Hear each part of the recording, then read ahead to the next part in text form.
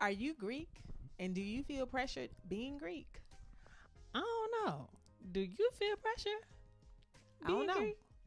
but we're going to talk about it. Let's talk about it. Come on, yeah. I see you, Deonna. Okay, Gia.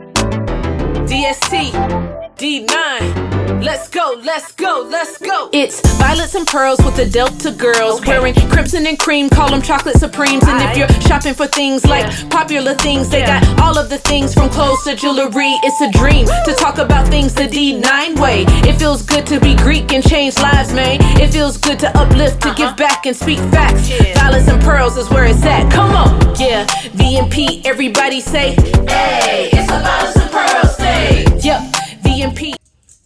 Welcome to the Violets and Pearls podcast. This week, we're going to be talking about being Greek and do you feel pressured? Do you feel pressured? Sometimes I do. So let's get into it. Yeah. Okay, so it just kind of depends for me. If I'm fully in representation, like I have on Nelia and I'm going somewhere, I do feel a little smidge of responsibility to carry myself a certain way, to just take it a notch up. And I feel like, and especially early days of being in undergrad, man, we would dress up every single day, wore heels every single day, just because we were Delta. And that was the culture of the Deltas at our school. And I think different schools have different things, but even in today's present time, I do feel there's a little added pressure to just be a little more elite, if you will. So I agree with you. I definitely feel there's some pressure, especially when you have on your letters, because we all know that once you step out of the house with your organization's letters, you're not just representing yourself, but you're representing an entire body of people, right? And so there is an extra, or there, in my opinion, there should be an extra layer of cognizance in terms of how you are carrying yourself, because you're not just representing yourself when you have your letters on, you're representing others as well. So I think there is some pressure to that. Yeah, I agree. And it just kind of brings me back to just the day-to-day of who we are in general. We represent our families, we represent as Black women, and it's just another thing that we wear proudly when you are part of a Greek organization or any other organization that you find to have pride in, and people recognize you. You can even be a part of another organization that has nothing to do with Divine Nine. Or it is, I think it's the same pressure that people feel like in churches, like a pastor, or just people when there's someone around that actually knows your title and what you do. Not to be fake, don't be fake, be you, right. But at the same time be a good representation of whatever it is that you're hanging your hat on. Yeah, absolutely. And I also think for people who may, and granted, this is just our personal opinion, but I think for those who may, slightly disagree with us, should probably rethink, because again, when you have on letters or something that shows an affiliation, right, you're not just representing yourself, exactly. Right? And people come up, people on the outside looking in come up with their own stereotypes about certain organizations, whether they're true or not. And the way how you carry yourself, the way how you speak, could actually either enhance that stereotype, right, or it could correct the stereotype based on how you present yourself. So exactly. I think that people should definitely be more conscious of how they are conducting themselves when they decide to wear their letters, whatever organization you may be part of, and how you're representing that, and who's going to be affected when you're out in the open, when you're out in public and engaging in certain activities with that particular organization's letters on. Yeah, because you just don't know if that organization is in agreement with whatever it is you're deciding to participate in. Exactly. It reminds me of, I've have had quite a bit of different experience with different corporate brands. And I remember back in the day, we wouldn't allow professional cameras on property with people, throwing up whatever they're doing or shooting a music video, just because there are brands in the background, and that brand may not agree with what you're doing. Right. With them in the shot, you don't have their permission. Right. So in all those things, you have to be careful how they have to be careful how they let other people represent them. And same thing with us. Anything that we're wearing that's a part of a collective body. Exactly. We have to be very careful in approaching. And then we may say, hey, they shouldn't be so strict. Maybe they shouldn't be, watching us. But there is a precedence. And then there is just like a rule of thumb that you just can't do whatever you want to do just because you think you should do it in their attire, Right. Now, if you want to do your own thing, wear something like this. Go ahead, go do what you want to do. Right. Just go purchase something that doesn't represent an organization per se. Not to say that Biggie that he does, but I'm just saying, like, you should just tread lightly in those areas. So no, absolutely. In addition to that, we're talking about obviously, wearing apparel and wearing paraphernalia, and obviously that's an automatic notification. Hey, I'm part of an organization. Right. But I also think that there's a possibility for internal pressure as well, depending on who you are as a person and how you join the organization and what your reasons for joining the organization may have been. So I'll give you an example. I am not a legacy. Okay. Yeah, right. I don't come from a lineage of Delta women, and that's okay. It's just what it is. But I can only imagine what type of pressure someone that comes from a lineage of Delta women, what type of pressure does that soror have, and what does she have to uphold to continue to live up to the expectations of the Deltas before her? Right, I agree. I think that can apply to just about anything. It can apply to even universities. Yeah. Like if you're a part of a particular school, your family is always going to this particular college. When you get there may be a preconceived notion of how you're supposed to act and the things that you represent. And if you come out doing something a little different, then, people may hold it against you. They may judge you. They may do this. We know they probably shouldn't, but it happens. Right. So, yeah. So, do you feel pressure? Let us know. This is an interesting topic for today. Be sure to like, subscribe, share this, and let's engage in this conversation. Yeah, so tell us what organization you're a part of, and then also, like Deonna said, let us know, do you feel pressured? Each week we have a segment focusing on different fraternities and sororities that is called Sorority Spotlight Fraternity Focus. And today we will feature a wonderful fraternity called Kappa Alpha Psi fraternity. Today we have my amazing husband, Kendrick Crawford, who is a member of Kappa Alpha Psi Fraternity Incorporated. Kendrick is the National Guy Right and Kappa League Debate Committee Chair. Welcome, Kendrick. Thank you. I appreciate it. So tell us about your work, the work that you're doing inside of your fraternity as it relates to Guy Right and Kappa League. Yeah, absolutely. So, first of all, Kappa Alpha Psi was founded January 5th, 1911 on the campus of Indiana University. That's at Bloomington, Indiana. But Kappa League has a premier program for young men. It's the Guy Right program. Kappa League is the high school edition of the program. And based on the fraternity, right now we're focusing on debate, being able to emotionally get your point across when it comes to manhood and mentorship.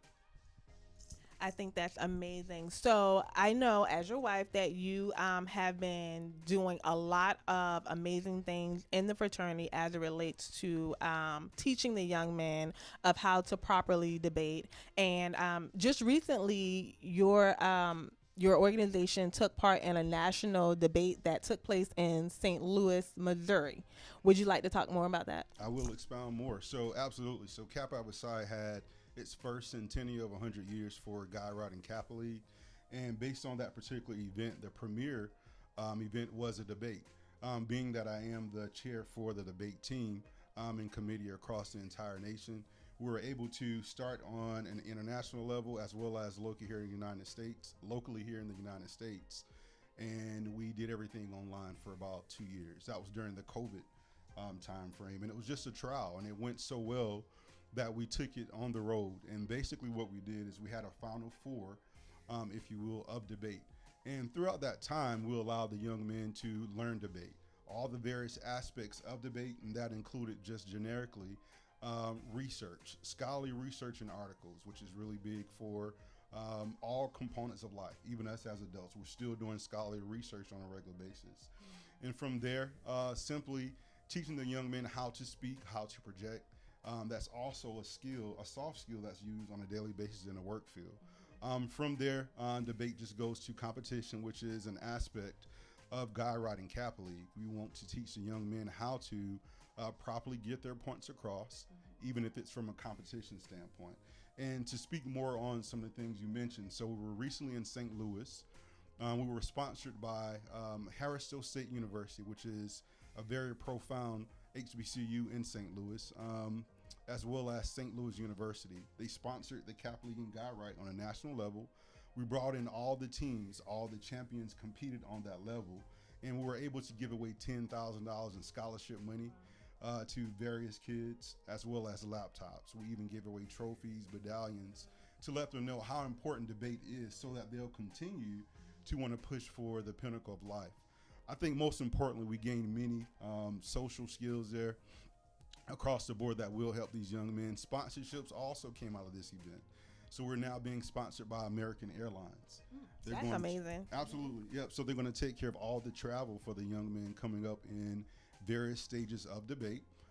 They're going to also commit a certain amount of money, which I won't mention just yet until it's in the press. So that's another plus. And Wiley College, which is also another profound HBCU, have also sponsored and committed to scholarships for the young men of Kappa Alpha Psi in our debate team. So a lot of great things going on across Kappa world. And I'm just excited to be a part of it and being a leader for the organization. Congratulations. I think that is really huge, and it shows the work that you all are doing in your organization and the support of uplifting a community of young Black men. So congratulations. Thank you. And good shout out to your organization. Yeah. Absolutely. So I just want to ask you, Kendrick, what are some benefits? I know that you said that it helps for the young men to get their point across when having public speech, you know, when they're doing those things as a growing boy, but as they become a man, what are some of the things that you guys help to instill in them that they can carry into manhood? Yeah, absolutely. That's a great question, Deonna. So I think with you guys being a part of Delta Sigma Theta and the Divine Nine in general, it is our goal to uplift our community and to simply just hold your head high, because you are a valued citizen in this country. And a lot of times it's not celebrated as much as it should be. Right. So that's one of the things that we do teach. Keep your head held high, because you are just as important as the next person. Another skill that we like to teach in Kappa Alpha Psi, Guy Right and Kappa League, is simply organization. Being a part of this organization has taught me many different aspects and facets of organization. Organization is just not the tangible things that you have on a daily basis to organize in a room, but more so mental thought organization is also a big proponent for Guy Riding Kappa League. Well, I think that's absolutely wonderful. Wonderful skills that these young men will use one day, and they can most definitely prepare them for a brighter future. So, you know, hats off to you for being the chair of that. I know that it's something that you take very seriously. Absolutely. And I honestly think that we need more people in the community like you to give a helping hand to these young men, because they have so many different things that come against them as Black and brown boys growing up in this world. So hats off to you. Thank you. I appreciate it. Absolutely. So, in terms of support from the community, the future of your debate, what does that look like, and how can others from the Divine Nine or just the community in general, what can they do to support? Yeah, so the Divine Nine is a big part of where we want to go.